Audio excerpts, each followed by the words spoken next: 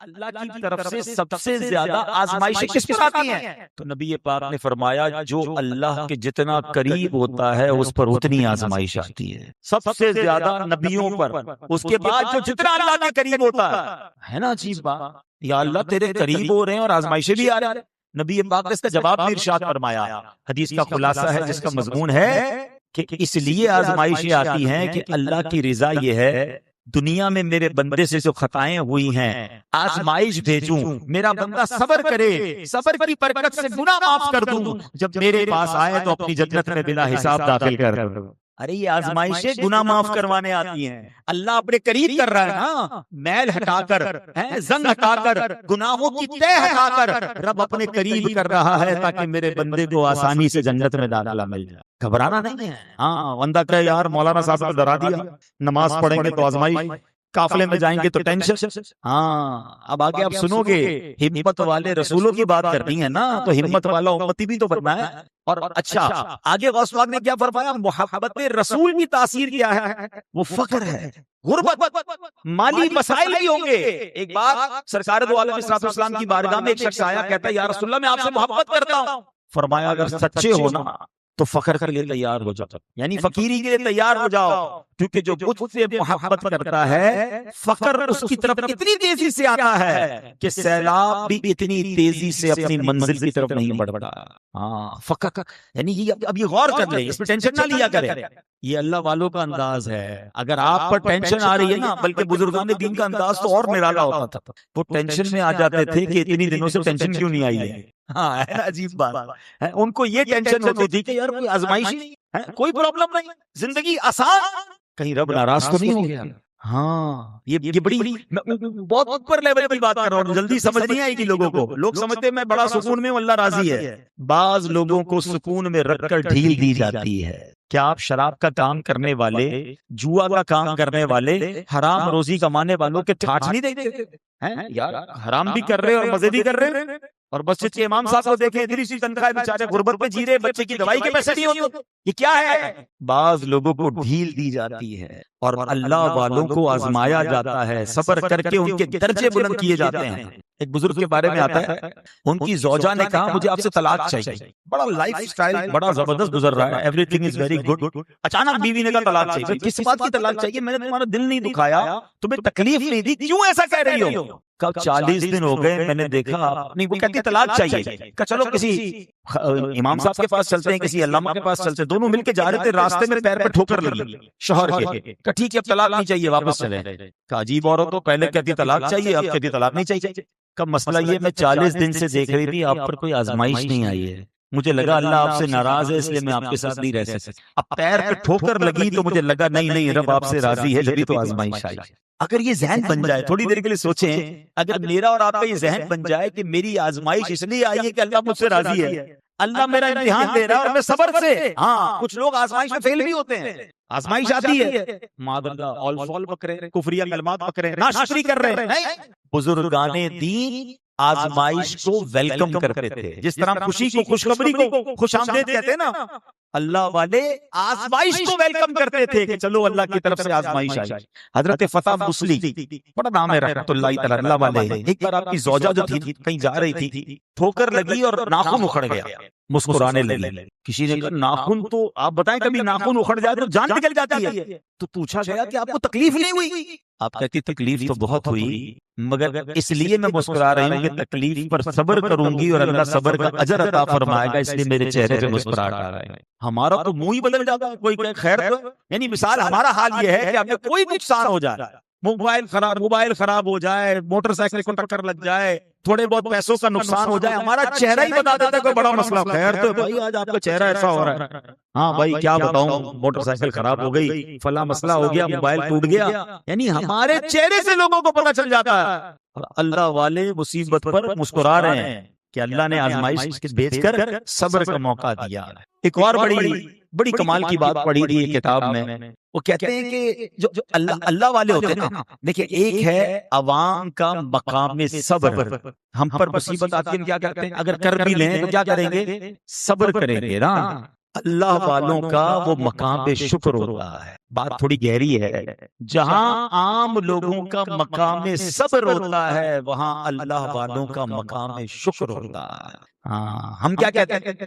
اے اللہ مجھے اس حال میں رکھ. ہم جب بھی اللہ سے دعا کریں گے نا ہم اپنے مسائل کا سولوشن چاہتے ہیں کہ اللہ بچوں کو بھی خوشحالی دے، مال میں بھی برکت دے، سکون والی زندگی دے.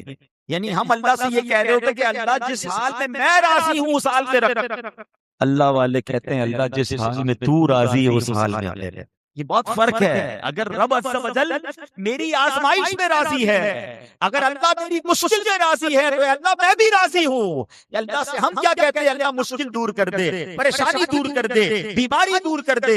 یہ عام لوگوں کی دعائیں ہوتی ہیں. اللہ اکبر جو اللہ والے ہوتے ہیں نا وہ کہتے ہیں مولا جس حال میں تو راضی ہے میں بھی اسی حال میں رہتا. بابا بلے شاہ کا غالباً شعر ہے نا، جے سونا میرے دکھ وچ راضی، جے سونا میرے دکھ وچ راضی میں سکھ نوں چلے پاوا ہوں. کہتے ہیں اگر میرا رب میرے دکھ میں راضی ہے نا تو پھر سکھ کو کیا کرنا ہے؟ پھر سکھ نہیں چاہیے. باتیں آج گہری ہو رہی ہیں، باتیں آج مشکل ہو رہی ہیں، لیکن اگر جس کو سمجھ آ گئی نا پھر وہ اپنی مشکل کو بھی انجوائے کرے گا، پھر وہ اپنی پریشانی کو بھی انجوائے کرے گا، وہ اللہ کی رضا پر راضی ہو جائے گا. آپ بتاؤ نا یار، میرے اور آپ کے تو اختیار میں ہے ہی کچھ نہیں. میں اور آپ کیا کر سکتے ہیں اپنی مشکل کو دور کرنے کے لیے؟ میں تو اس کی بات کر رہا ہوں جو ہاتھ اٹھائیں تو بارش برسنا شروع ہو جاتی تھی. بھول گئے وہ واقعہ؟ صحابی نے کہا تھا حضور بارش نہیں ہو رہی، آقا نے ہاتھ اٹھائے تو بارش برستی ہے. اگلے ہفتے آ کر کہتے ہیں آقا ڈوب گئے رکوائیے.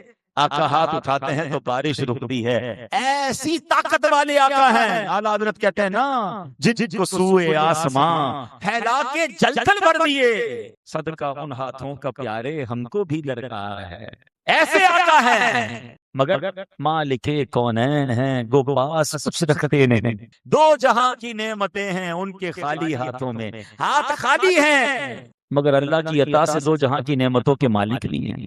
تو پھر ہم کس بات پر گھبرا رہے ہیں؟ علماء نے اس بات پر بھی بحث کی ہے، ڈیبیٹ کی ہے کہ جناب نبی پاک نے یہ دانستہ ڈیلیبریٹلی اختیاری فقیری اور سادگی کیوں اختیار کیا؟ نبی پاک تو بادشاہوں والی زندگی گزارا.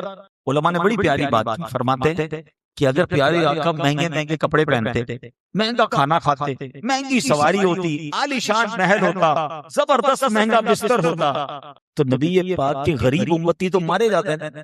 غریب امتی تو سوچتے ہی رہتا نبی پاک نے تو جناب بٹیر کھایا اور پیارے آقا نے ہرن کا گوشت کھایا اور یہی سنت ہے تو میں تو غریب، میں سنت پر عمل کیسے کروں گا؟ پیارے آقا مہنگے مہنگے لباس پہنتے تھے، میرے پاس تو کپڑے ہی نہیں ہیں. نبی پاک جناب مہنگے بستر پر سوتے تھے، میرے پاس تو چٹائی ہے. غریب امتی سنت پر عمل کیسے کرتا؟ اللہ اکبر. میرے آقا جانتے ہیں کہ میرے امتیوں میں اکثر غریب ہوں گے. میرے آقا نے خود سادہ زندگی گزاری کہ اگر امتی چٹائی پر سو رہا ہے تو دل چھوٹا نہ ہو جائے، اس کو اطمینان ہو جائے کہ میرے نبی بھی چٹائی پر سویا کرتے تھے. اگر امتی کو ایک دن کا کھانا نہیں ملا، فاقہ ہے، اسے تسلی رہے کہ میرے آقا وہ ہیں جو کئی کئی دن کا فاقہ کرتے تھے. امتی صرف روٹی کھا رہا ہے، سالن نہیں ہے تو تسلی ہو جائے کہ میرے آقا وہ ہیں جو کبھی کھجور اور پانی پر گزارا کر لیا کرتے. ارے امتی کے پاس اگر اچھا نیا لباس نہیں ہے تو دل چھوٹا نہ کرے.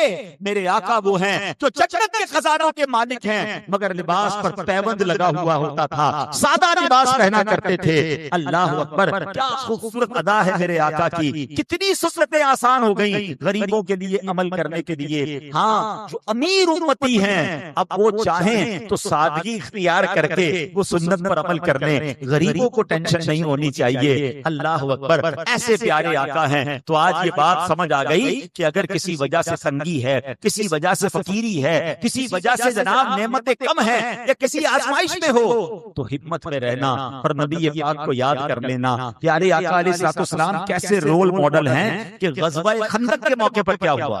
ایک صحابی بھوک سے پریشان اور پیارے آقا کی بارگاہ میں آ کر کہتے ہیں حضور بھوک لگ رہی ہے، اور اپنا کرتا اٹھایا تو پیٹ پر پتھر بندھا ہوا ہے. یہ کون ہے؟ صحابی رسول، قطعی جنتی، آقا کے ساتھی. کبھی پیٹ میں پتھر باندھا ہے بھوک کی وجہ سے، پھر بھی شکوہ. ان کے پیٹ میں پتھر تھا مگر شکوہ نہیں تھا. مگر کمال دیکھو کہ جب صحابی نے کہا نا حضور بھوک نے سسایا ہے، پیٹ پر پتھر باندھ کر پیٹ کو تھوڑا وزنی کیا نبی پاک نے اپنا کرتا اٹھایا تو پیٹ پر 2 پتھر بندھے ہوئے تھے. رول ماڈل ہے نبی پاک. تمام غریبوں کے لیے دلاسا ہیں میرے آقا, تمام دنیا میں پریشان حال لوگوں کے لیے دلاسا ہے. اور اب آگے چلو, دوسرا ٹاپک کیا تھا؟ اولو العزم رسول کون ہیں؟ ہمت والے رسول. قرآن نے کیا فرمایا نبی پاک سے؟ فاصبر کما صبر اولو العزم من الرسل. تو اے حبیب تم صبر کرو جیسے ہمت والے رسولوں نے صبر کیا. حضرت عبداللہ ابن عباس رضی اللہ عنہما جو کہ صحابی رسول ہیں, آپ فرماتے ہیں اولو العزم رسول 5 ہیں. چلیں آج یہ بھی یاد کر لینا, اجتماع سے ایک بات کو سیکھ کر جائیں. اولو العزم رسول کتنے ہیں؟ سب سے پہلے پیارے آقا علیہ الصلوۃ والسلام, ہمارے آقا اولو العزم رسولوں میں سب سے ٹاپ پر, پہلے نمبر پر. دوسرے نمبر پر حضرت نوح علیہ السلام. دوسرے نمبر پر کون ہے؟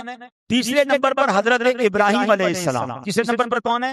چوتھے نمبر پر حضرت موسیٰ علیہ السلام.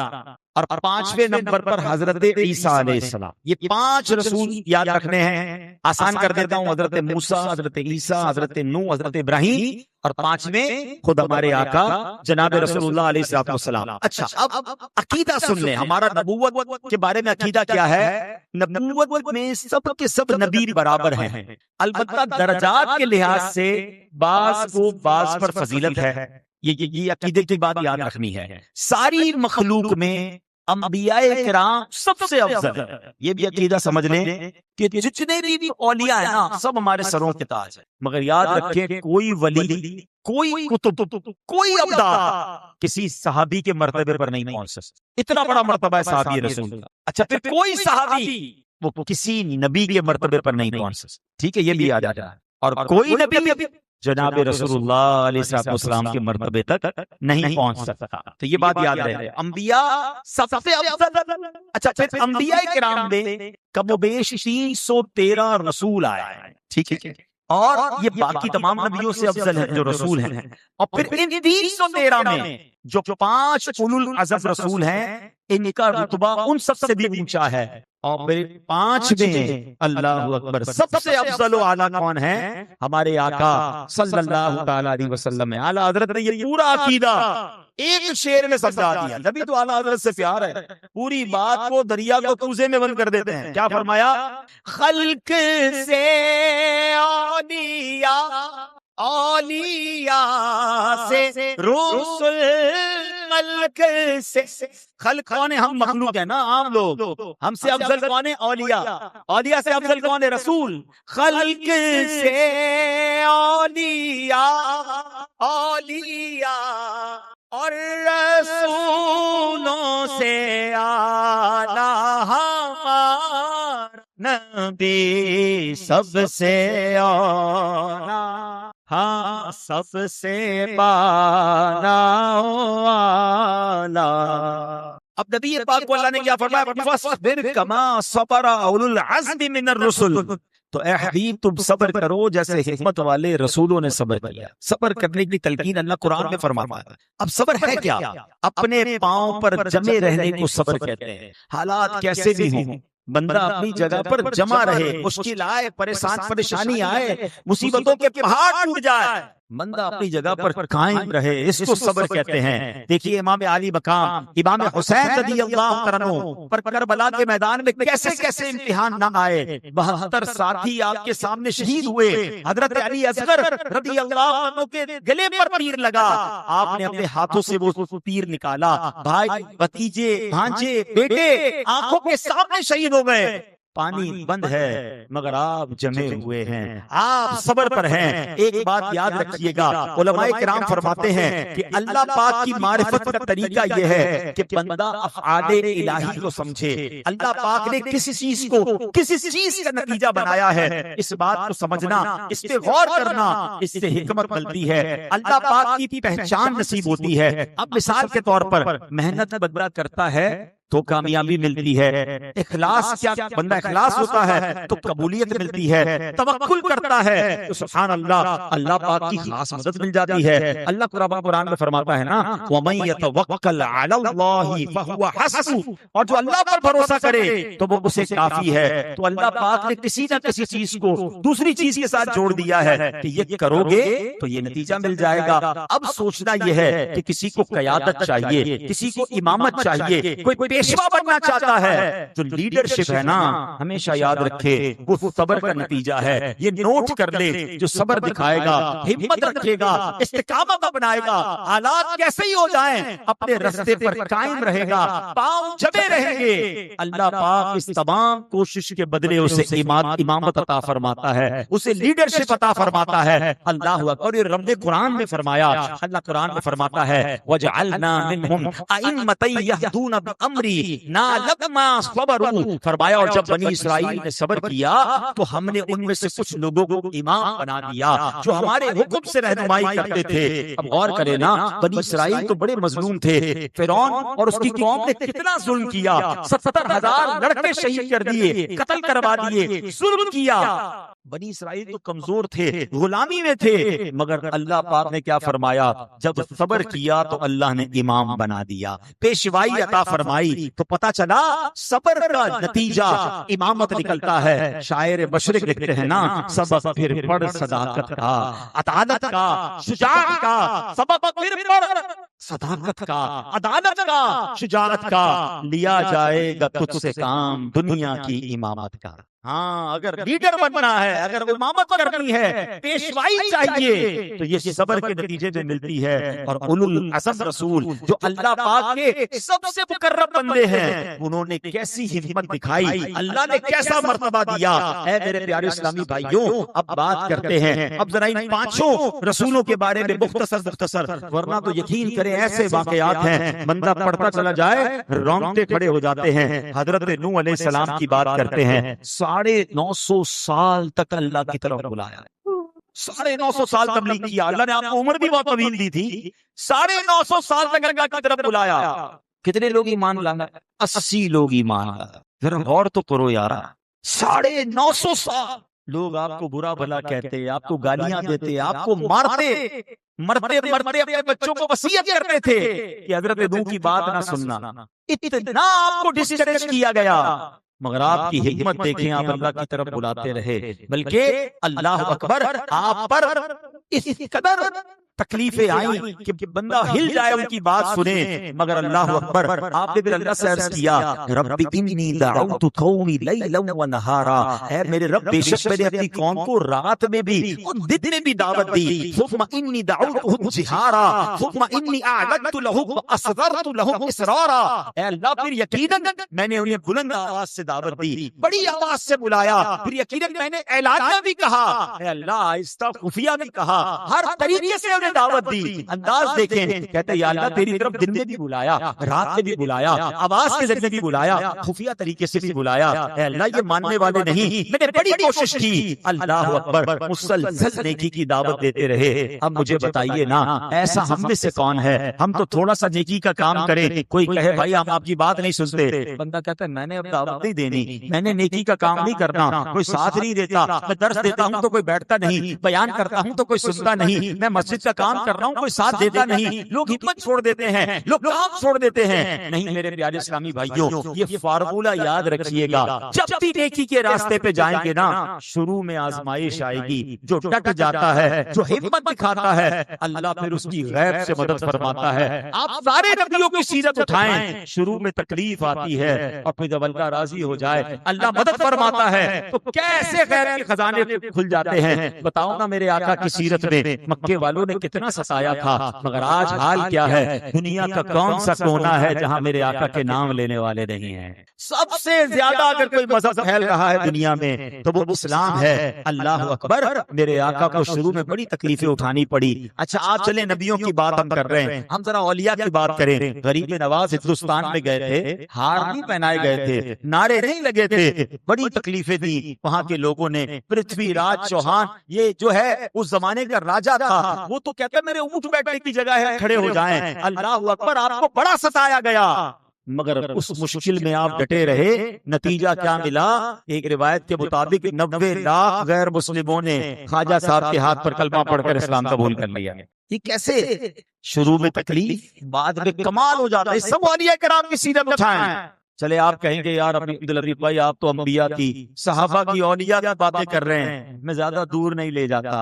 اس دور کی آپ کو مثال دیتا ہوں۔ 43 سال ہو گئے ہیں، 40-43 سال پہلے ایک نوجوان تھا، غریب تھا، ماں باپ بھی بچپن میں چلے گئے تھے، مال و دولت بھی نہیں تھا۔ مجھے بتاؤ نا، کامیابی کے لیے لوگ کہتے ہیں یار پیسے ہونے چاہیے، خاندان ہونا چاہیے، تعلقات ہونے چاہیے، ذرا نام ہونا چاہیے۔ اس بندے کے پاس کچھ نہیں تھا، وہ اکیلا تھا، مگر جذبہ تھا کہ مجھے اپنی اور ساری دنیا کے لوگوں کی اصلاح کی کوشش کرنی ہے۔ کبھی سائیکل پر جا رہا ہے، کبھی موٹر سائیکل پر کسی کے پیچھے بیٹھ کے جا رہا ہے، کبھی بس میں کھڑے ہو کر جا رہا ہے۔ جذبہ ہے۔ لوگوں نے ستایا، لوگوں نے کہا آپ کی بات کیوں سنیں، آپ کا تو نام بھی نہیں ہے، آپ کے تو بیان کا انداز بھی بڑا عجیب و غریب اور سادہ سا ہے۔ کوئی سنتا نہیں تھا، کوئی بٹھاتا نہیں تھا۔ گھر نہیں بیٹھ گیا وہ نوجوان کہ جناب میری کو کوئی سنتا نہیں، میری کو کوئی بات مانتا نہیں۔ اللہ نے جذبہ دیا، اللہ نے ہمت دی۔ میں نے شروع میں کہا تھا جو ہمت دکھاتا ہے، جو صبر دکھاتا ہے، اللہ اسے پیشوائی عطا فرماتا ہے۔ ارے صدیوں کی بات نہیں ہے، 40-42 سال میں اس پردے کے اندر کے صبر اور ہمت نے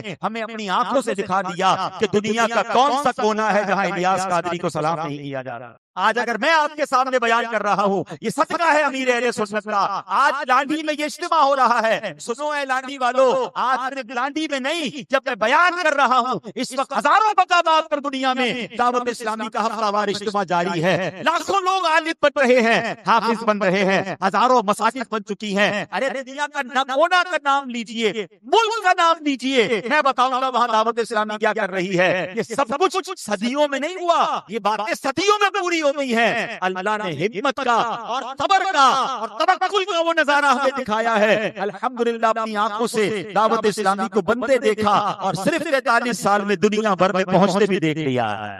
اور کون سی مثال دوں آپ کو، آپ خود ایکسپیرینس کر رہے ہیں۔ اب بتائیے نا، یہ ہے ہمت والوں کا نتیجہ۔ آگے چلتے ہیں۔ اللہ نے امیر اہل سنت کو اولو العزم رسولوں کا صدقہ عطا فرمایا ہے، فیضان مصطفیٰ نصیب فرمایا ہے۔ اے کاش میں اور آپ بھی یہ سیکھ لیں کہ جب بھی نیکی کا کام کریں گے مشکل آئے گی، آزمایا جائے گا، جو ڈٹ گیا، جو کھڑا ہو گیا، جس نے ہمت دکھائی، اللہ غیر سے مدد کرتا ہے۔ یہ مسجد ایسے نہیں بنی، جنہوں نے بنائی ہے نا ان سے پوچھئے گا۔ یہ قائد آباد کی جو مسجد ہے نا، پرانی مسجد لگ رہی ہے مجھے نا، وہ شاید کچھ لوگ زندہ ہوں، کچھ لوگ چلے گئے، اللہ ان کی مغفرت فرمائے۔ کوئی پرانے بزرگ ملے ان سے پوچھئے گا کیا بناتے ہی مددگار آ گئے تھے، تو سنائیں گے آپ کو سٹوری کہ کتنی مشکل تھی، کتنی پرابلم تھی، پیسے بھی کوئی نہیں دیتا تھا، تھوڑے تھوڑے کر کے ہم کرنے کی کوشش کی، اور آج اللہ نے کیسا اس مسجد کو آباد کیا کہ پیر رکھنے کی جگہ نہیں۔ وقت لگتا ہے، ہاں ہم ہمت چھوڑ جاتے ہیں، ہم صبر نہیں کرتے۔ آؤ حضرت ابراہیم علیہ السلام دوسرے اولو العزم کون؟ ابو الرحیم کہا جاتا، ہاں اتنی رحمت والے، اتنی محبت سے بات کرنے والے، آپ کے صبر کی تو کیا بات۔ حضرت ابراہیم پر تو اتنا بڑا بیان ہو سکتا ہے، مگر اگر میں صرف جھلکیاں بتاؤں، 99 سال تک تو اللہ سے بیٹا مانگتے رہے۔ آپ کو پتا حضرت اسماعیل کتنی عمر میں پیدا ہوئے؟ حضرت ابراہیم کی عمر 99 سال ہو گئی تھی۔ کیا مانگتے تھے؟ اسماعیل، اسماعیل۔ اسماء عربی کا لفظ ہے، ایل عبرانی زبان کا لفظ ہے۔ معنی کیا بنتا ہے؟ ایل یہ معنی ہے پروردگار، اے اللہ۔ اسماء مانے اے اللہ سن لے، اے اللہ سن لے، بیٹا چاہیے، اے اللہ سن لے۔ 99 سال کی عمر میں اللہ نے بیٹا عطا کیا، آپ نے نام ہی اسماعیل رکھ دیا۔ یار ایک بات بتاؤ، ہماری تو 6 مہینے دعا قبول نہ ہو تو دعا مانگنا ہی چھوڑ دیتے، کہتے یار ماں اللہ نہیں سنتا، کفریہ کلمات کہہ دیتے لوگ، ہمت ہار جاتے ہیں۔ اللہ کے نبی ہیں اور اولو العزم رسول ہیں، 99 ایئرز کی ایج تک دعا مانگتے رہے، شکوہ نہیں، صبر ہے۔ یار اگر 2 4 5 سال کام نہیں ہو رہا تو صبر تو کرو نا، یہی بہتر ہوگا۔ مگر دیکھو تو صحیح امتحان کیسا تھا، 99 سال کی عمر پہ بیٹا ملا، اور ابھی بیٹا دودھ پیتا ہے تو حکم دیا گیا کہ مکے کے صحرا میں چھوڑ کر آ جا، بیوی کو بھی چھوڑ دو، بچے کو بھی چھوڑ دو۔ ادھر تو 3 دن کے لیے قافلے کا کہتے بچے گھر میں ہیں، فیملی کو ٹائم دینا ہے، حضرت میں نکل نہیں سکتا۔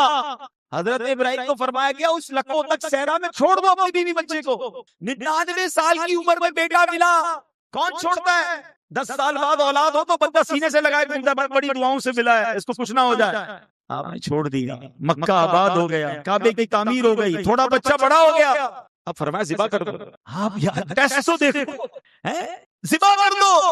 بیٹے سے پوچھا بیٹا تم کیا کہتے ہو؟ کہا اللہ کا حکم ہے میں بھی تیار ہوں. ہائے ہائے, ماں سے شیطان نے ماں کو جا کر کہا پتا ہے بیٹا ذبح کرنے جا رہے ہیں. کہا اللہ نے فرمایا تو میں بھی تیار ہوں. 99 سال کی دعاؤں کے بعد ملا, وہ تو الگ بات ہے. انہوں نے تو چھری پھرا دی تھی نا, وہ تو اللہ نے جنتی بیٹا بھیج دیا.